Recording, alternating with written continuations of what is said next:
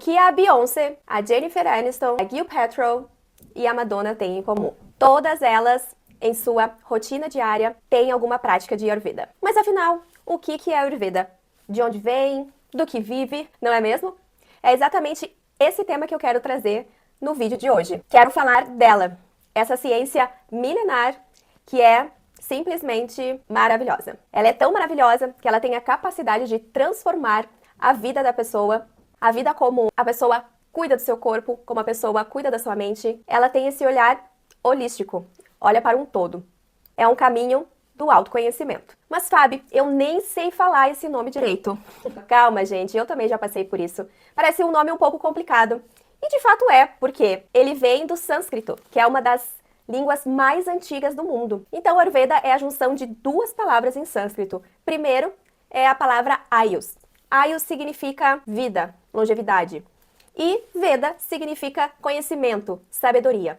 Então, se nós juntarmos essas duas palavras, formando Ayurveda, o que quer dizer? Ela é a ciência da vida. Ela é o conhecimento da vida. E olha só que potente, não é mesmo? Porque o nome já diz para que ela veio, né? E Ayurveda é exatamente isso mesmo. É esse conhecimento sobre a vida para a gente conseguir ter uma longevidade de uma forma saudável. Nos textos antigos, a Ayurveda ensina a manter uma rotina de saúde com uma mente equilibrada para que a gente consiga realmente alcançar essa longevidade de uma forma plena. Para vocês terem uma ideia do poder deste conhecimento, há registros que ele surgiu no lugar onde conhecemos hoje, denominamos de Índia, há mais de 5.000 anos atrás. Há 3 textos, tratados clássicos da Ayurveda, que eles são utilizados até os dias de hoje. Isso é sensacional. E um outro fato que é muito interessante, por exemplo, o tratado do Charuta Samhita, ele é um tratado mais voltado para a cirurgia. E ele foi escrito, minha gente, mais ou menos nos anos 1000 a.C. E é considerado como o pai da cirurgia. Esse tratado, ele é tão detalhado, com seus procedimentos, enfim, que ele traz como enxerto de pele, ele traz remoção de cálculos renais, cesariana, inclusive métodos de anestesia, asepsia, sutura. Aí só para vocês terem uma ideia, se vocês darem uma pesquisada aí, quem que é o pai, considerado o pai da cirurgia do lado ocidental, enfim, o conhecimento que ele trouxe, né, data aí de 2.000 anos depois do Charuta Samhita. Então, para vocês verem como realmente esse conhecimento aí que nós temos acesso e que nós utilizamos até hoje, e ele é muito antigo, ele é muito poderoso. E segundo os clássicos do hindu, então esse conhecimento, ele veio do divino. Aí eu não quero entrar aqui nesse mérito pra ver se, né, se da crença, entrar nesse mérito de crença, não quero entrar. Mas a história diz que realmente esse conhecimento, ele surgiu através do Brahma, que é considerado na cultura hindu o criador do universo. E aí Brahma passou esse conhecimento para outros deuses, e outros deuses passaram esse conhecimento para alguns sábios mestres dos humanos. Mas o que eu quero trazer aqui, por que eu quero trazer essa história? Por quê? Porque nos livros, enfim, conta que os sábios, eles começaram a perceber que a humanidade estava ficando doente.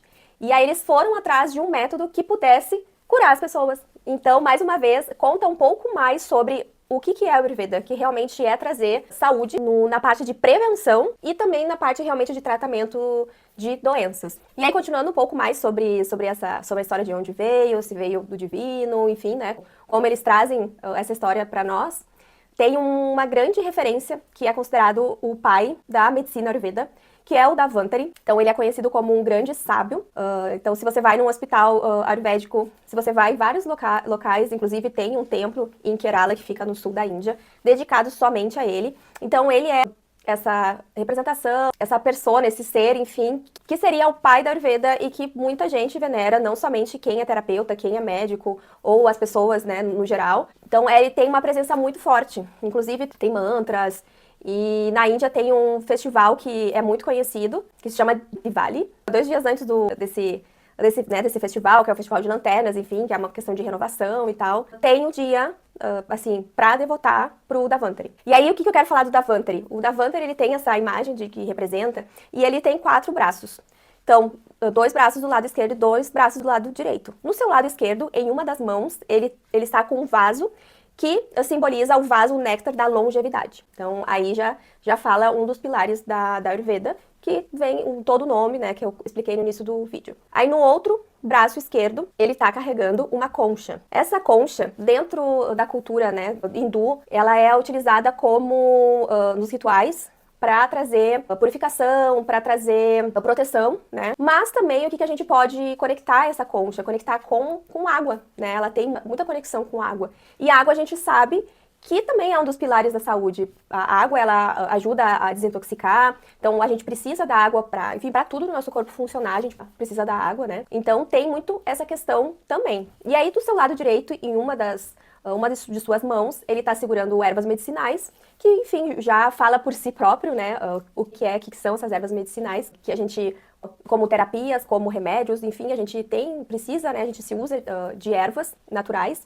E no seu outro braço, na sua outra mão, ele está segurando uma sanguessuga. Que, para quem não sabe, existem terapias, né, que se utiliza de sanguessugas dentro da Ayurveda, que faz a purificação do sangue. Então, só para vocês terem uma ideia aí da representação, né, do pai, do deus da Ayurveda, da medicina da Ayurveda e o que a imagem dele traz de representação pra gente. Ok, Fábio, legal. Agora eu entendi um pouquinho da história, um pouquinho dos conceitos da Ayurveda. Agora eu já sei falar Ayurveda, agora eu entendo por que esse nome é tão diferente, né?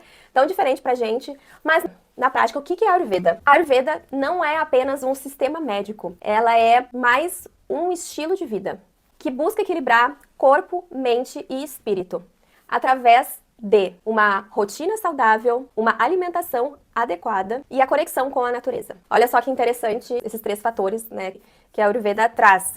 Então, o primeiro deles é a rotina saudável, né? Então, a gente tem que ter uma rotina saudável. Segundo ponto, alimentação adequada. Por que eu falo e repito com a questão de alimentação adequada? Nós não somos iguais. Cada ser, ele é um serzinho com as suas características, com as suas necessidades.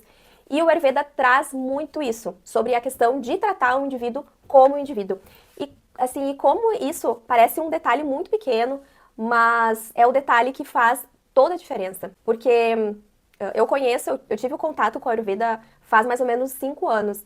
E antes de eu ter o contato com o Ayurveda, de eu conhecer um pouco, enfim, né, de começar aí a entender o que é Ayurveda e começar a implementar várias coisas assim na minha rotina, no meu dia a dia, eu passei por um processo, né? Então, inclusive, esse processo de você tem que comer de 3 em 3 horas, você tem que comer 2 colheres de arroz, 1 colher de feijão, salada e um bife. Ou você tem que comer um pão com manteiga, com queijo e um cafezinho. Então, essas coisas muito padrões para todo mundo não funcionam, né? E a Ayurveda já traz isso há tanto tempo, dizendo que o indivíduo, ele tem que ser tratado como indivíduo e eu tenho necessidades diferentes da sua necessidade. E além disso, né, não só a composição do meu corpo, enfim, mas a minha rotina influencia, o clima influencia, onde que eu tô morando, como que tá a minha rotina. Então, tudo isso, né, esse olhar holístico, ele é considerado dentro do Ayurveda. E aí, o terceiro ponto é a conexão com a natureza. Olha só, esse também é muito interessante. E aí, eu vou trazer um exemplo aqui que talvez vocês conheçam, já tenham ouvido falar, que se chama o banho de natureza. O banho de floresta, ele é conhecido por esses 2 nomes. Bom, ele ficou bem conhecido através dos japoneses, né? Foram os japoneses que trouxeram esse banho de natureza. E aí, esse banho de natureza, o que é? É você ir pro meio da natureza, por exemplo, ir caminhar num parque, né, que tem a árvore, que tem a natureza, e você sentir que está lá, vivenciar essa experiência, caminhar, enfim, tá realmente imerso nessa experiência aí por uns minutos, enfim, não é nada muito longo. E aí, depois que ficou comprovado, começaram a fazer pesquisas sobre essa prática, e aí eles descobriram que essa prática tem o poder de, olha só que incrível, de diminuir a pressão arterial, de melhorar a imunidade. Por que melhora a imunidade? Porque as plantas, elas soltam uma substância e essa substância, quando entra, né, em contato com a gente, tem esse poder de aumentar. E além disso, tem o poder de diminuir o estresse, acalmar a mente. Então, olha só que incrível. É uma prática, digamos assim, muito simples, né? Mas demonstra o quanto nós, seres humanos, precisamos estar conectados com a natureza. Porque nós somos natureza, não tem como a gente fugir disso.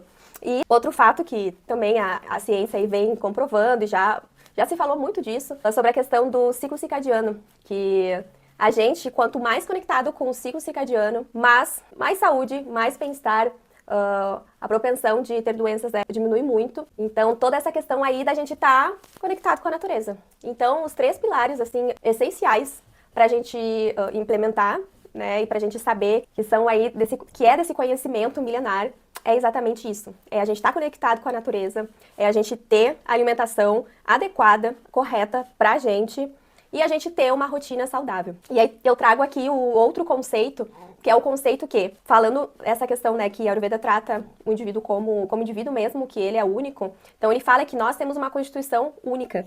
E aí essa constituição, ela é influenciada pelos doshas, que é o Vata, o Pitta e o Kapha. Então os doshas, eles vão reinar na gente e eles vão... Todos os nossos processos, tanto físico quanto emocionais, enfim, eles vão ser influenciados pelos doshas. Então, quando a gente consegue entender, bom, a minha constituição, ela tem uma maior constituição Pitta, por exemplo.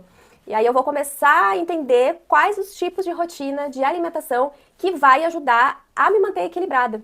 Porque se eu não sei disso, eu vou estar desequilibrada o tempo inteiro. E aí o que causa? Além de causar muito desconforto na gente, isso, dependendo ao longo do tempo, ou às vezes não precisa de muito tempo não, isso desenvolve doenças, né? A gente começa a encher o nosso corpo aí de ama, que dentro da Ayurveda a gente chama que são as toxinas. E aí, o próximo passo, né? A gente desenvolve toxinas e aí depois a gente começa a desenvolver doenças. E aí tá a importância da gente se autoconhecer, a gente pegar esse conhecimento pra gente, a gente começar a prestar atenção na gente, porque a gente nunca tá igual, né? Hoje eu estou desse jeito, amanhã eu vou estar de outra forma. Hoje eu tenho essa rotina, amanhã eu vou estar com outra rotina. Então, a Ayurveda, ela tem rotinas diárias, ele demonstra rotinas diárias, demonstra inclusive rotinas noturnas, rotinas de estação, porque quando muda a estação, a gente muda também. A gente tem outras necessidades. E às vezes eu falo por mim, tá? Porque por muito tempo eu achei que eu tinha que comer, vamos lá, comer meu pão e tomar meu café de café da manhã. Esse era o meu prato. E aí depois fazia o meu lanchinho da manhã, depois fazia o meu almoço, né, que é aquele prato, o prato feito. Depois fazia um outro lanche e aí depois comia sem me dar por conta de horários, né, que horários também é outro ponto que a Ayurveda fala muito, questão de horários. Então não é somente o que você come, mas quando você come, isso faz total diferença. E também a questão da gente dar aquela folga pro corpo. Isso é, assim, ó, é de extrema importância. E eu que cresci numa cultura onde me disseram que eu tinha que comer de 3 em 3 horas. Então é um processo de eu sair desse comer de 3 em 3 horas para eu dar mais tempo pro meu organismo, né? Para processar todos os alimentos, para realmente eu começar a sentir fome, né? Hoje as pessoas, muitas vezes elas nem sabem se elas têm fome, porque elas ficam comendo ou não estão se percebendo. Às vezes a pessoa comeu algo que não fez bem para ela e aí ela daqui a pouco passou, chegou o horário da janta dela tá comendo de novo. Só que ela ainda nem digeriu o almoço, porque o almoço não caiu bem que ela comeu, e dela tá colocando mais alimento ali. Então ela fica o tempo inteiro sobrecarregando o organismo. E aí isso leva, enfim, a pessoa tá sempre cansada, ela não tem energia. Ela achar que tomar cafezinho preto, ela precisa do café preto pra ter energia. E não é bem assim. Então, a mensagem final aqui desse vídeo é trazer que a Ayurveda não deve ser vista como algo difícil, algo que esteja muito longe. Na verdade, não, ela está muito perto da gente e quanto mais a gente se conectar com ela, a gente vai se conectar com a gente e aí vocês vão conseguir realmente vivenciar o que é ter esse olhar holístico e ter esse olhar de saúde plena. Porque saúde não é ausência de doença. Saúde é a gente realmente não ter doença e a gente se sentir bem. Estar bem, a gente ter energia, a gente comer e não precisar dormir. Então, essa é a mensagem final que eu gostaria de trazer. Espero que vocês tenham gostado desse conteúdo. E quero pedir para vocês, lembre-se aí de curtir o vídeo, de compartilhar, porque essa ciência milenar, ela tem que chegar ao maior número de pessoas. Porque ela pode fazer a diferença na vida de uma pessoa, de uma família, de um amigo, que ela pode transformar o caminho que talvez levaria para a doença, para um caminho de saúde, de bem-estar, de leveza, de energia. Então, lembre-se, curta, compartilhe e até o próximo vídeo. Namastê!